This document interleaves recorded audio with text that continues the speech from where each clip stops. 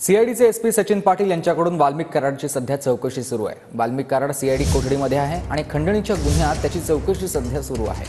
वाल्मिक कराडचा संतोष देशमुख हत्या प्रकरणामध्ये सहभाग आहे का याचाही तपास सध्या होणार आहे। सीआयडीचे एसपी सचिन पाटील यांच्याकडून वाल्मिक कराडची सध्या चौकशी सुरू आहे।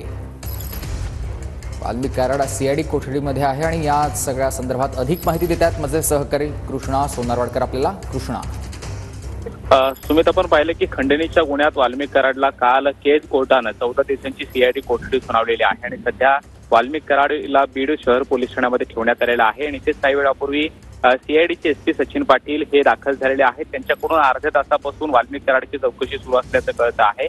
2 कोटींच्या कथित खंडणी प्रकरणामध्ये वाल्मिक कराडला अटक झाल्यानंतर संतोष देशमुख हत्या प्रकरणात सुद्धा या प्रकरणाचे धागेदोरे आहेत आणि दोन्ही प्रकरण एकमेकांशी जुळलेली आहेत अशा पद्धतीचा दावा काल सीआयडीनं कोर्टामध्ये केलेला होता। त्यामुळे खंडणीच्या प्रकरणाबरोबरच हत्या प्रकरणात सुद्धा वाल्मिक कराड यांचा काही सहभाग आहे का हे सुद्धा सीआयडीकडून सध्या तपासलं जातंय। शिवाय जो आरोपी सुदर्शन घुले हा मागच्या काही दिवसांपासून फरार आहे त्याचं सुद्धा वेगवेगळ्या पथकांच्या माध्यमातून सीआयडी शोध घेते आहे। त्यामुळे वाल्मिक कराड याची कोठडी त्यासाठी आवश्यक असल्याचा युक्तिवाद काल सीआयडीकडून करण्यात आलेला होता। आता आपण पाहतोय की सीआयडीचे एसपी सचिन पाटील यांच्याकडून अर्ध्या तासापासून वाल्मिक कराडची चौकशी केली जाते आहे। आज दिवसभरामध्ये त्यांची चौकशी होईल आणि पुढचे 14 दिवस सीआयडीकडून कराडची चौकशी करून आणखी काही धागेदोरे जमा करण्याचा प्रयत्न केला जाणार आहे। त्यामुळे या चौकशीतून कराड नेमकं काय बोलतोय, त्याचा कितपत सहभाग स्पष्ट होतोय हे पाहणं महत्त्वाचं असणार आहे। मात्र सध्या तरी वाल्मिक कराडची बीड शहर पोलीस ठाण्याच्या लॉकअपमध्ये चौकशी सुरू आहे। सचिन पाटील हे स्वतः चौकशी करतात। नक्कीच, धन्यवाद तुम्ही दिलेल्या सविस्तर माहितीसाठी।